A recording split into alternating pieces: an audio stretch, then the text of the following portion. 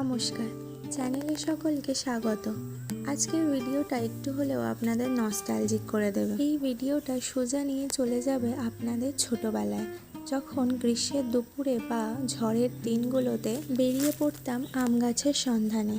লুকিয়ে আম পেড়ে তারপর সেটাকে বেটে আম বাটার সাথে নুন লঙ্কা মাখিয়ে কলা পাতা দিয়ে আমের রসটা টানতে এত যে ভালো লাগতো, এখন হয়তো সেই স্বাদটা চেষ্টা করলেও আর পাবো না। তবুও আজ সেই দিনগুলোর কথা মনে পড়ে গেল।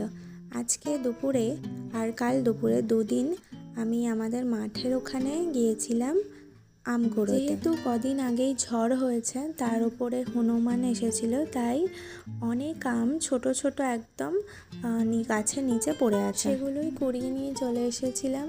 আসলে গিয়েছিলাম কাল, কিন্তু এত ভালো লেগেছে যে আজও গিয়েছিলাম। এত ভালো লাগছিল, এই আনন্দ বাজার থেকে কিনে আনা আমে আর কোথায় পাবো। ছোট আর বড় মিলে প্রায় অনেকগুলোই আম হয়েছিল। প্রথমে ভাবছিলাম কি করা যায়, তারপরে অনেক ভেবে বানিয়ে ফেললাম আমের আচার বা আমচুর।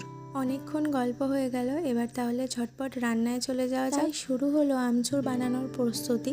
আজকে এই আমগুলো পেয়েছি, কিন্তু কালকে যে আমগুলো পেয়েছি সেগুলোকে মা কেটে রেখে দিয়েছিল।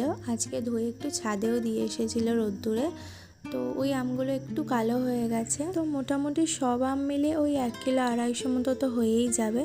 ওই আমগুলোকে ভালো করে আগে ধুয়ে ছাড়িয়ে নিতে হবে, তারপর কেটে নিয়ে শুরু করে দিতে হবে ভাজা মশলার প্রস্তুতি। দেখো, এখানে বড় 1 চামচ মতো মৌরি আর শুকনো লঙ্কা নিয়ে ভালো করে শুকনো খোলায় ভেজে গুঁড়ো করে নিয়েছিলাম। তারপরে ওই কড়াইতেই আবার মৌরি, শুকনো লঙ্কা আর তেল দিয়ে একদম বাদামি করে ভেজে নিয়েছি।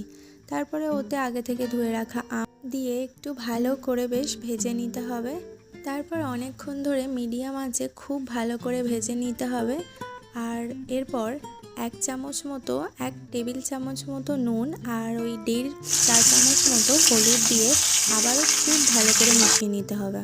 বেশ খানিকক্ষণ ভালো করে এটা নাড়ার পর দেখো কেমন আমগুলো একটু ভাজা ভাজা হয়ে গেছে। এই অবস্থায় আমরা এতে দেব গুড়। যেহেতু আমার 1 কেজি 250 মতো আম ছিল, আমি 1 কেজি মতো গুড় দিয়েছি। তো 1 কেজি আমে 1 কেজি গুড় দিলে বেশ ভালো হয়। এরপরে গুড়টা দিয়ে খুব ভালো করে আবারও মাখিয়ে নিতে হবে এদিক ওদিক করে। প্রথমে কিছুটা দিয়ে তারপরে আবারও পুরো গুড়টা আমি আমের মধ্যে মিশিয়ে নিয়েছিলাম। আমি এখানে আখের গুড় দিয়েছি, যেহেতু ওটাই আমাদের এখানে এখন অ্যাভেলেবেল ছিল। তোমরা তোমাদের ওখানে যে গুড়টা অ্যাভেলেবেল সেটাই দিতে পারো। এবার বলে রাখি, অনেকেই হয়তো জানে না আখের গুড় কি। তো আখের গুড়টা হলো আখের রস বা সুগার কেন জুস।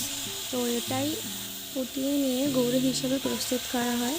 তো এখানে গুড়টা খুব ভালো করে ফুটে গেছে এবং সিদ্ধ হয়ে গেছে। আমগুলো একবার চেক করে নেবে যে আমগুলো ঠিকঠাক সিদ্ধ হয়ে গেছে কিনা। এই অবস্থাতেই ওই ভেজে রাখা মশলাটা ভালো করে উপর থেকে ছড়িয়ে দিয়েছি। তার আগে আমি গ্যাসটা বন্ধ করে দিয়েছিলাম, একটু পাতলা নামিয়ে নিয়েছিলাম, যেহেতু একটু পরেই এটা আরও শুকিয়ে যাবে।